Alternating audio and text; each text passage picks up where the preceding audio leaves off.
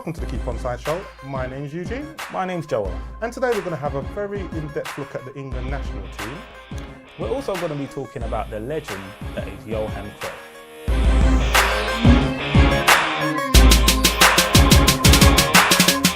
So Joel, what's your take on what's happening with England at the moment? They had a good result the other day. That was a performance I enjoyed, Eugene. I haven't enjoyed an England performance like that probably since we're going back Euro 96 maybe. That was the SAS, Shearer, Sheringham and all them, man. So yeah, it was a really good performance.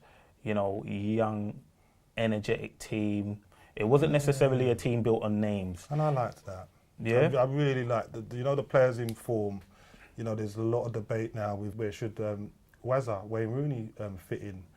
But for me, Joe, I think Wayne's almost living off the fact that he's England's all-time goal scorer. If you look at what he's done this season, I mean, I went on record this and said if he was performing, it would help Man United. But I don't think he's actually been performing. You wouldn't have him in your 22? Ooh, I didn't say I wouldn't have him in my 22.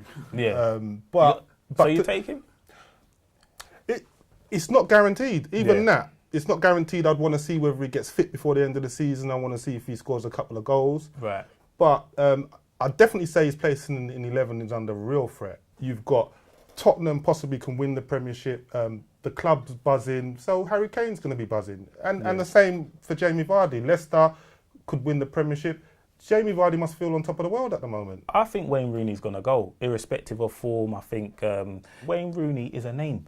He is a brand in itself. He's a merchandise name, isn't he? Exactly. How can you have Wayne Rooney not at the Euros? That's a money spinner right there. A lot of England fans that would have Rooney on the back of their shirts and all the rest of it. Exactly. Well, he's the last of the undroppables, isn't he? Really and truly, he's the last of the undroppables. He's the last of the undroppables. So I think that in itself is going to be hard to phase him out. To be fair, I don't even think the current England manager's job is to do that. I think that is a job in itself. I don't think it's something that a manager will just look at his team and say Wayne Rooney's got the top bods at the FA will decide there's that. There's a time and a place to feign out Wazza. You know. Or they might say to Wazza, you know what, you're going to have to retire because, like I said beforehand, I think if Alan Shearer was still, playing, I think he'll still be leading the line. Paul Gascoigne? Honestly, Paul Gascoigne is probably the last time that a big name didn't make it to a big international tournament. And England are not, in my time anyway, England are not known to have done that many times. So I think that Wayne Rooney, in my opinion, I think Wayne Rooney's going to go, and maybe that big name casualty will be a Vardy or a Sturridge or a Danny Welbeck, because I think one of them players may well miss out. You can see the headline in the paper, innit? Daniel Sturridge injured. Yeah. I'm not going to take him. Or Welbeck, he needs to prove his fitness. Welbeck gets injured. I'm not going to take him. Yeah. Wayne Rooney injured. We're still taking him. There's even a couple of my man from Liverpool that I don't think they've done that well to be in the England squad. You look at Lallana. He's not. I mean, he ain't set the world on light. And like, I love Liverpool, innit? But I'm just being real here. I think a lot of the time, England used the spine of the big clubs. So a few years ago, it was Liverpool's spine, and that was Gerrard, and that was Carragher. You had Lallana on the wing, had Studge, Raheem Sterling, and they were all part of the England setup. And before that, you had Man United. That was Beckham, Scholes, the Neville brothers. So it'd be interesting to see if they use the five names or what for Tottenham, the names that was on everyone's lips. Your Eric Dyer, your Kane, your Danny Rose, your Kyle Walkers. It'll be interesting to see if England go with Tottenham. Yeah, I think all of them names deserve to be in the squad, to be fair. If you're looking back if you're judging them over the last season, I think they all deserve to be there.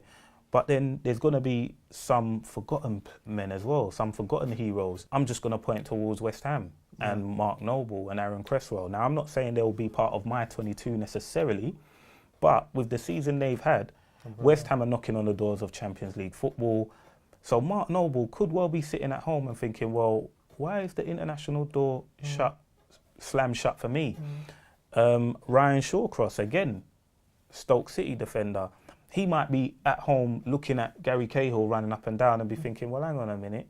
I play for a club that's above Chelsea. that has let in less goals than Chelsea. Why ain't I in the international? Yeah, I think if they go with this current side, I think England can really make an impact at the Euros. But I don't think they will. Yeah. I think they will revert back to type, and I do think that, it will be the same. You know, I think you might even see a Michael Carrick come back in there. You might see a Wayne Rooney in there. And like you said, there's certain names there, even in this squad, that people will say, oh, well, you know what? Do they really deserve to be in there? I mean, you mentioned Lallana, you mentioned... Did you mention Henderson? You know, like I said, I'm Arsenal, and I love Theo Walcott. You know, I love Theo Walcott, but he hasn't had the best of season. So people will be saying, well, hang on a minute, why is Theo in there? People might be saying, well, Rooney hasn't done nothing. Well, what has Daniel Sturridge done? But then again, Daniel Sturridge has only scored 3 less goals than Rooney in the Premier League. So, and he's not been there for that long. He's been injured quite a lot, hasn't he? Exactly. So that just shows you the impact that Daniel Sturridge can do. I mean, it's a very intriguing conversation and debate here. We'd like to throw that out to you guys out there. Who would you pick for the England squad? You know how to contact us. It's at the Keep Onside Show, #KTG, and just send us your remarks, and you know we'll see if they match up with ours.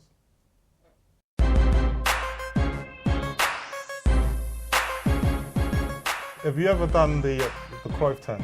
I have done the Cruyff turn many a time. I was quite good at it, actually. Okay. When you speak about Johan Cruyff, I don't think there's going to be a player that has had a bigger impact on football almost. It's like when you have a move named after you, it's another level. You know, and then the impact that he had on certain coaches, you know, the Barcelona team that we all love to watch today and we all admire, foundations were put in place by Johan Cruyff, the godfather of total football, so to speak. Yep, and this relaxed way of players just feeling comfortable wherever they are on the football pitch. He made the left back feel comfortable at right back. He made a central midfielder be on the left wing. And I think that was wonderful for football. Yeah. Because it just made football a bit more smoother and less rigid. Yep, definitely. And I'm not sure how he would have got on in England, to be fair, because he was such a creative, smooth player that liked to move around, and the academies in England, you can't get out of left back without him shouting at you and saying, "Get back!" People don't really take kind to difference. Yeah. Do you see what I'm saying? Especially in this, and especially in that era as well, because in that era, it wasn't about interchanging positions, and you know, like someone like Pep Guardiola, who was a defensive midfielder. You know, that's where Pep Guardiola now, he'll move someone like Mascherano into centre back, who's a midfielder, because that's all part of the Johan Cruyff school of thought. He's had such an amazing legacy. Yeah. I mean, they built colleges in Holland named after Cruyff. I mean, they've got universities in Holland named after Cruyff. All designed to help young children who like sport. And what I admired about him as well is that he actually stood for something as well. Because a lot of the footballers today, they say the same things, they act the same. You know, you could do an interview and you know what they're going to say before they've even said it. Yeah. Do you know what I mean? Whereas like Johan Cruyff, what I liked about him is that he stood for something, and he refused to go to the World Cup in 1978 in Argentina because the Argentine military were persecuting people, you know. Yeah. Another thing what I really liked about him was his the way he moved from playing to being a manager. He was a very, very good player. And sometimes good players don't often make good managers, and he was able to make that step over to management, because he had a very successful management career with. He managed Ajax, he managed Barcelona. I think at Ajax he won 3 European Cups, you know, back to back. Like, you know, Ajax had a strong side. And also I think he's probably the best father and son out there, to be fair. You've got his son Jordi Cruyff. You've got giants in the game paying tribute to Johan Cruyff. Not normal players, so to speak. You've got people like your Ruud Gullits, your Beckenbauers, your Pelés, your Maradonas. Big hitters. Big hitters. Legends of the game. Barcelona are thinking about changing the Nou Camp. Look at that. This is recent news. They're looking to change Nou Camp, and they're going to put Cruyff in there somewhere. So that just shows you the impression that man had on some of the biggest clubs in the world. Yeah. And I bet you Ajax will come with something soon, because remember, Ajax is almost where it really started for him. Yeah, if not a statue erected or something along that lines, because someone like that has to be remembered Someone and celebrated as well, because the beautiful football that I like to watch today, a lot of it comes from that man. Can I do a Cruyff turn before we go? I'd love to. On camera. Can I do it? Can I try, I think. Can I use that ball there? Yeah. Yeah. Oh, Cruyff turn. I used to love doing it, Joel. Yeah. What it was, I didn't have much about me. I had a lot of pace. Yeah. So what I used to do is run. When them run, me just draw it back. So Yeah. they're still running over there. And they're somewhere, still mate. running over there. I used to love Yeah. it. But the thing is, I used to do it so often, then people clocked on. Exactly. So people would just stop running and just wait behind. Yeah. And wait for me to do the Cruyff turn and just take the ball from me. Innit?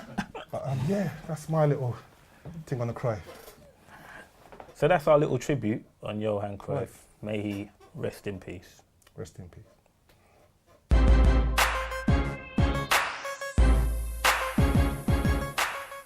Speaking of a player who's had a move named after him, can KADS do the Bolasieflick?